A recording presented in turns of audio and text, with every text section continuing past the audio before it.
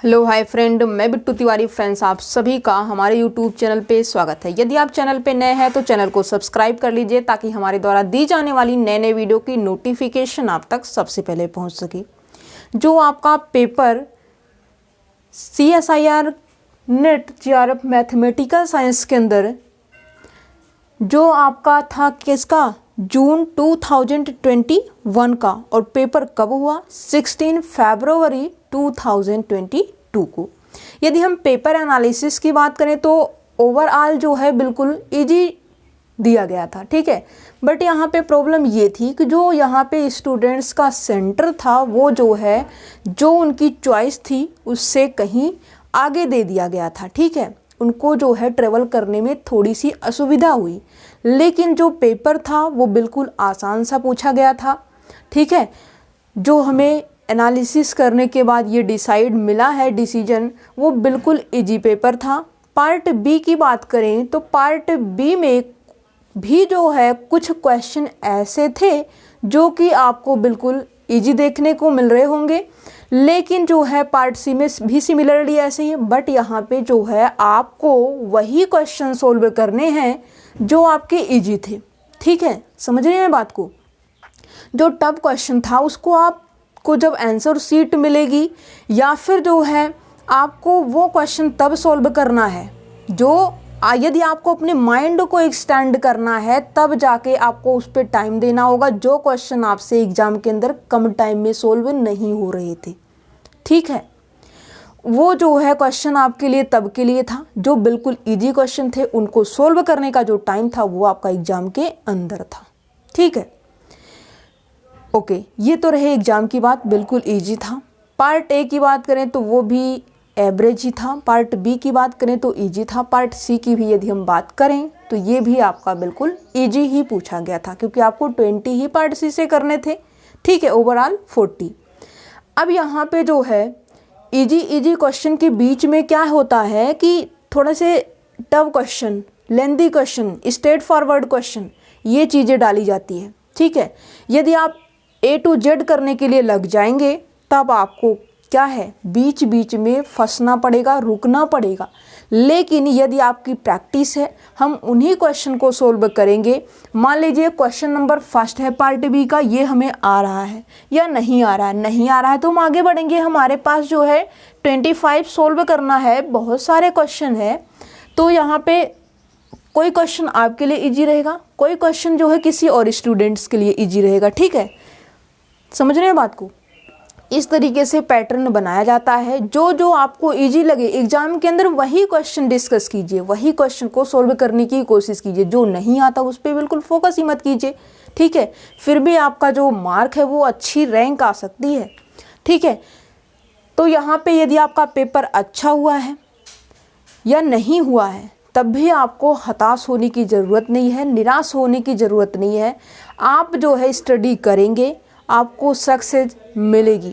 But एक चीज़ अपने mind में ये रख लीजिए कि सफलता से कम जो है हमें कोई भी चीज़ हमें मंजूर नहीं है, ठीक है। सफलता से कम कुछ भी मंजूर नहीं, ओके।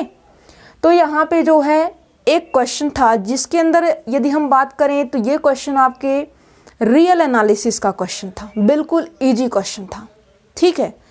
और ये क्वेश्चन जो है जो हमें मिला है उसके एनालिसिस पे यहाँ पे जो आंसर था, आंसर तो फिलहाल जो हमें मिला है वो तो हमें मिल चुका है, बट क्वेश्चन जो है एग्जैक्ट नहीं मिल पा रहा है, ठीक है। फिलहाल जो उसका सलूशन है वो यहाँ पे थोड़ा सा डिस्कस करने की कोशिश करते हैं। रियल एनालिसिस का क्वेश्चन था, ये क्वेश्चन जो है लिमिट सुपीरियर और लिमिट इन्फीरियर से रिलेटेड था, ठीक है। तो यहाँ पे जो है लिमिट सुपीरियर को यदि हम बात करें तो limit SUP of sequence AN, ठीक है। तो इसकी जो वैल्यू होती है ये आपको फाइंड आउट करनी थी। और यहाँ पे जो है limit inferior of the sequence AN is equals to हमें फाइंड आउट करना था, ठीक है। जस्ट यहाँ पे -1 raised to power n के अंदर जो है एक सीक्वेंस दी गई थी और जस्ट इस सीक्वेंस को आपको क्या करना चाहिए था, जस्ट ये बता देना चाहिए था, दो पार्ट में ब्रेक करना चाहिए था कि जब n की वैल्यू इवन होगी तो सीक्वेंस का क्या फॉर्म चलेगा, जब n की वैल्यू ओड होगी तो सीक्वेंस का क्या फॉर्म चलेगा। फिलहाल जो यहाँ पे हमें मिला है उसके अकॉर्डिंग यदि हम बात करें तो जहाँ तक हमें लगता है कि ये जो सीक्वेंस थी, सीक्वेंस आपकी दे दी गई थी 1 प्लस माइनस 1 की पावर n इंटू 1/2 की power n plus -1 raise to power n plus 1 into 5/8। और यदि किसी भी स्टूडेंट को ये क्वेश्चन यदि एग्जैक्ट पता है तो आप कमेंट सेक्शन में बताइएगा। ओके, तो यहाँ पे जो ये क्वेश्चन था और इसके अंदर जो है हमें यहाँ पे श्योरिटी नहीं है, यहाँ पे कोई और टर्म लगाई गई है। क्या है यहाँ पे जो लगाई गई है, कुछ और टर्म लगाई गई है। फिलहाल के लिए हम इसी क्वेश्चन को डिस्कस कर लेते हैं सैंपल के लिए। ठीक है, तो ये मान लीजिए सीक्वेंस दे दी गई है, सीक्वेंस an है।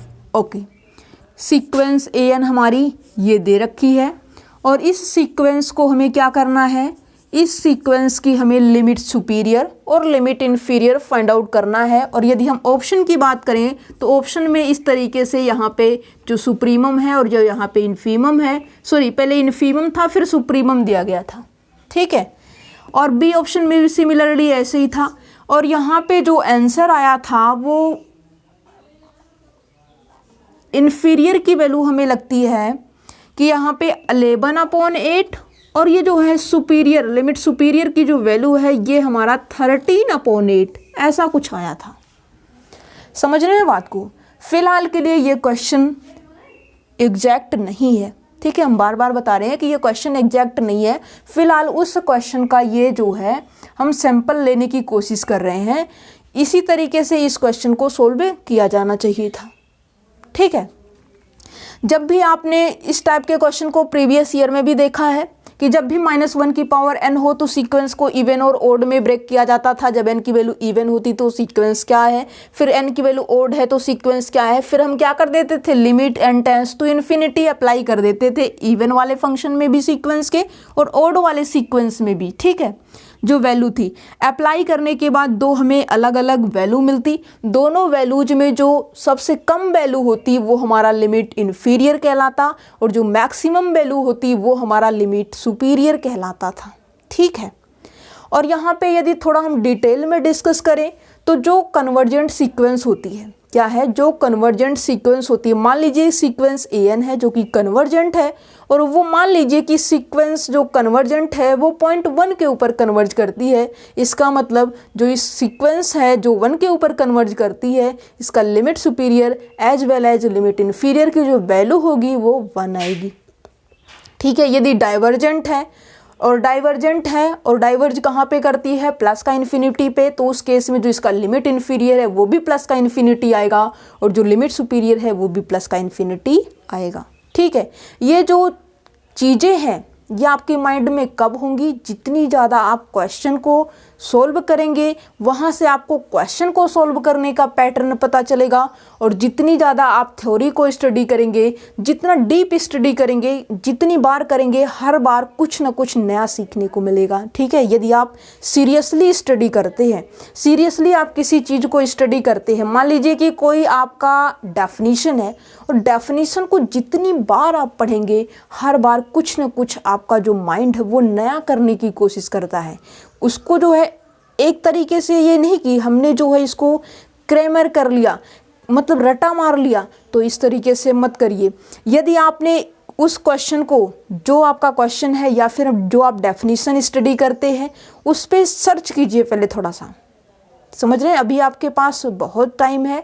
जब आपका जून का पेपर होगा उसके लिए आप प्रिपेयर हो जाइए। ठीक है, और जितना भी आपने स्टडी किया है उसको स्किप भी मत होने दीजिए अपने माइंड से। ठीक है, क्योंकि अब कम समय बचा हुआ है और यदि आपने जो है 2022 में नेट एग्ज़ाम को क्लियर नहीं किया, दैट मीन्स आप कभी नहीं कर पाएंगे।